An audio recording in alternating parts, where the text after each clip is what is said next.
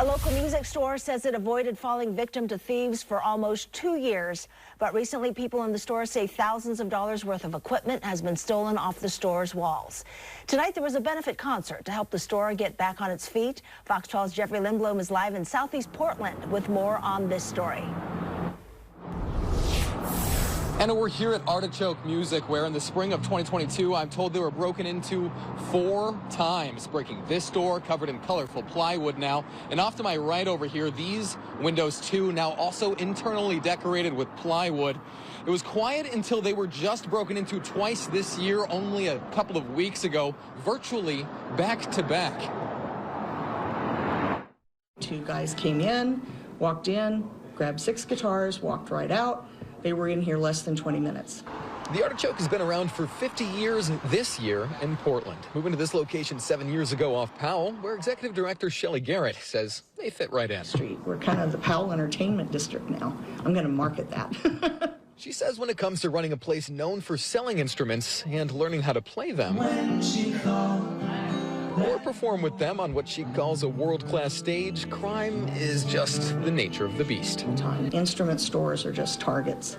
She says you're watching a break-in that happened on December 19th. 2 people grabbing several guitars from their walls and heading out the door. And just days later, from a camera outside, watches someone else breaks in, stealing more of their guitars. A total of 8 in both burglaries. But she says this time around, a suspect was caught and found in possession of this guitar. But the thing is, Garrett says this instrument was stolen during the first break-in. They can't prove he took it because, of course, he said somebody just gave it to him.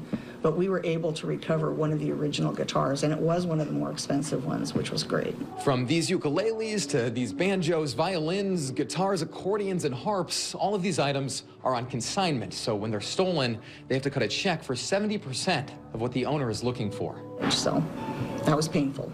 She says the Artichoke runs on volunteers and donations. It's a place she fell in love with the very first time she walked in.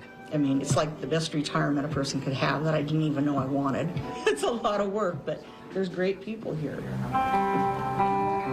Great people like Cole Carr, who we spoke with. He shared that he's worked for the Artichoke for roughly 10 years and was saddened by the break-ins. And since he played here recently with his family band, he was ready to again.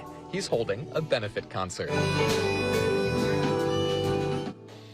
He calls the Artichoke near and dear to his heart, growing up in the space as a teen and entering his adulthood with the same community here. And everybody here has known me for a long time, and so they're really my family. And so when your family's in distress, you want to help out and make sure that they can get through this.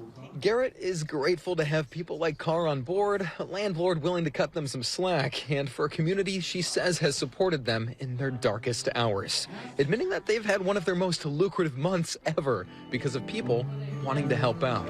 If that's what it took, okay, I guess that was a horrible way to get it, but instruments are just too easy. But they do have serial numbers. Thieves will find you. She says they've had several sold-out shows these past couple of weeks, one of them actually on the night of a break-in. She also says they're working with an agency that they hope will help them to beef up security, and just a couple of minutes ago that show wrapped up, and she actually just shared with me that they made $1,400, so get that. Reporting live from Southeast Portland, I'm Jeffrey Lindblom for Fox 12 Oregon.